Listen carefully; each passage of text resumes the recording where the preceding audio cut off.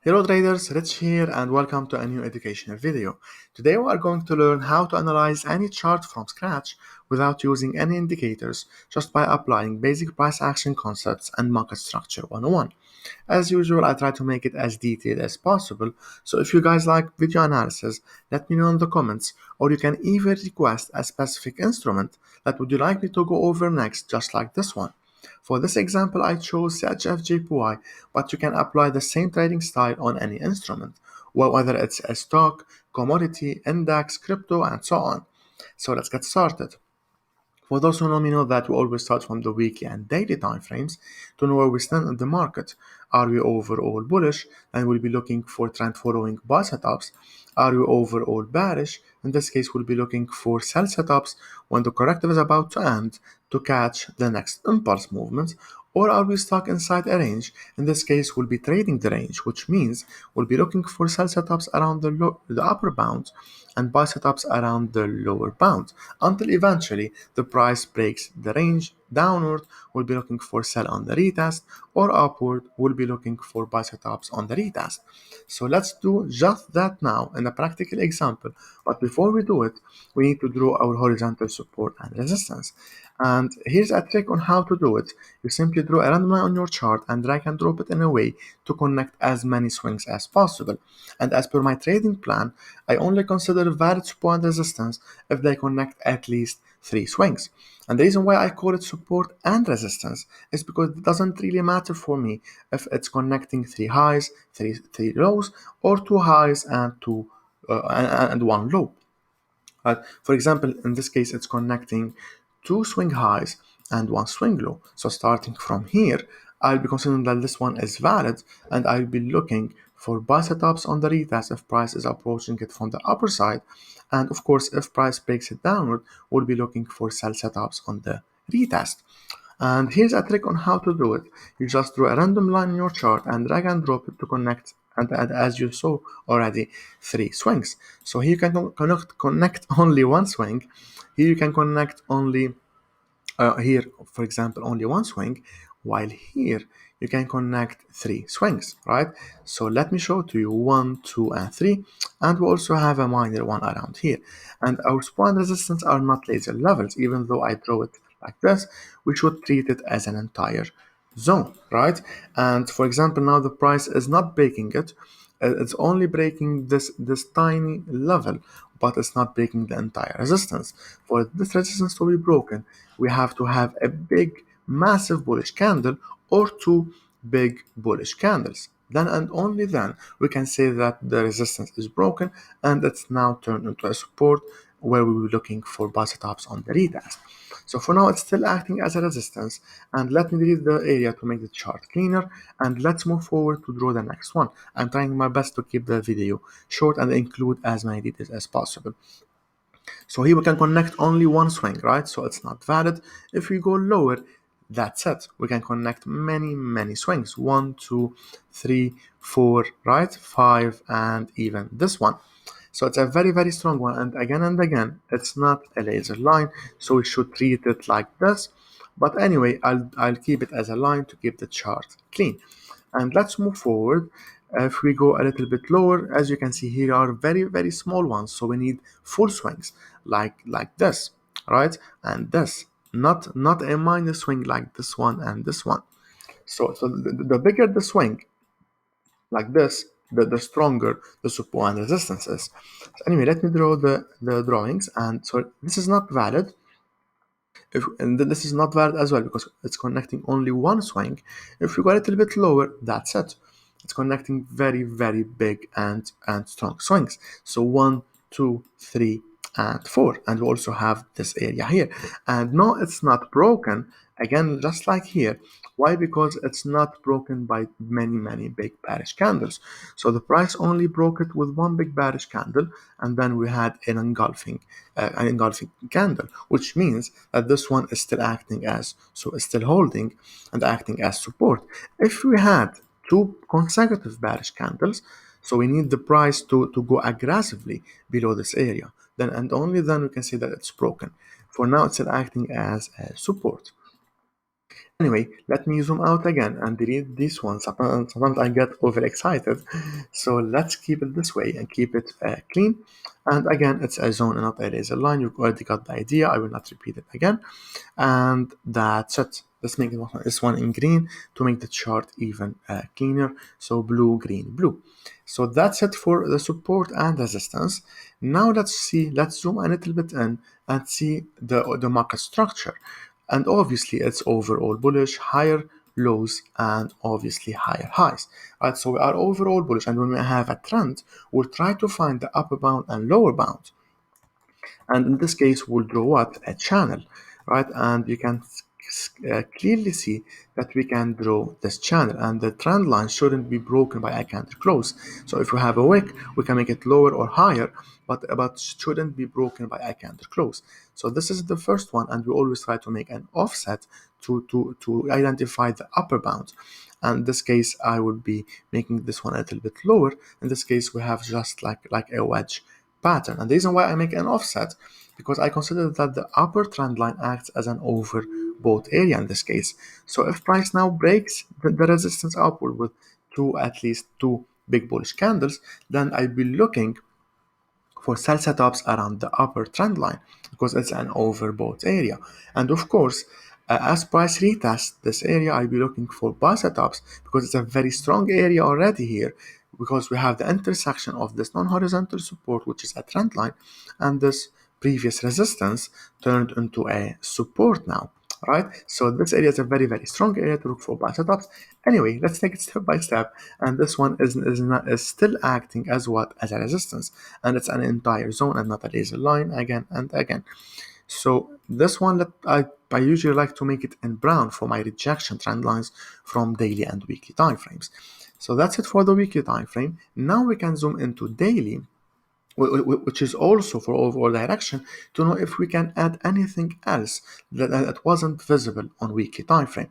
So if we zoom out, we can see that these levels or zones are from weekly time frame. So we can't really add much. But now, and anyway, let's focus on the current price action around here. If we zoom in, we can see that we've got a minor support and resistance, and as you clearly see it, it's around here, right? And let's make it in orange. And that's it. So rejection from here, here, and as well. So this is a very, very strong area to look for sell setups. And yes, it's not broken. It's not broken on. It's only one candle close below it. So this is the entire area. Again, I will delete it. And so from daily time frame, we know that we've got a CHFJPY now trading inside this range. So this is the ceiling, if you want to call it, the resistance, and this is the floor. So we'll be looking for a sell here, and as price approaches the 116, we'll be looking for buy setups. And that's what we know from daily time frame, and I don't see that we can add anything else except that we are stuck inside this range between support and resistance. Now we can start to look for sell setups, and in this case because we're around resistance on lower time frames. The trigger swings are H4, H1, and if we don't find anything here, then and only then we can zoom into M30. Right. So if you find something here, a trigger here, then you don't need to zoom into lower time frames anymore. And we can even see that we've got a very strong supply area as price made an aggressive movement down from it, and you can even see it from daily time frame, right? It's a minor one on daily. So for example, here we've got a massive one or a major one from daily. So this is a supply on as price retests it, we're looking for sell setups. Here's a demand zone. On the retest of it, we'll be looking for buy setups, right? And so on. So on H4, we can see it even cleaner, but I will not draw it because, yes, that's it. So I will not draw it because I want to make the chart clean, and already we've got this entire resistance area, which is a zone, right, and not a laser line. So I will delete it. Let me go to H4 again. So I will delete this one. I will not draw it as mentioned previously, and yes. So now let's zoom in, and we can clearly see that we are overall bullish, and you don't want to sell a bullish market, even though we are around resistance, but the price can still break the resistance upward, as mentioned, from higher time frames. So we need the sellers to take over before we sell. Let me give you an example. For example, here we were overall bullish, right? So the price was making higher highs and what, higher lows, right? So until the previous low is broken downward, would be overall bullish. For example, let me give you here. So the higher low, the price couldn't break below it. Higher low couldn't break below it, right? And here the price were able to break below it. So starting from here, we can say that the momentum is shifted from bullish to bearish, right? And then we were in a bearish market, lower highs and lower lows.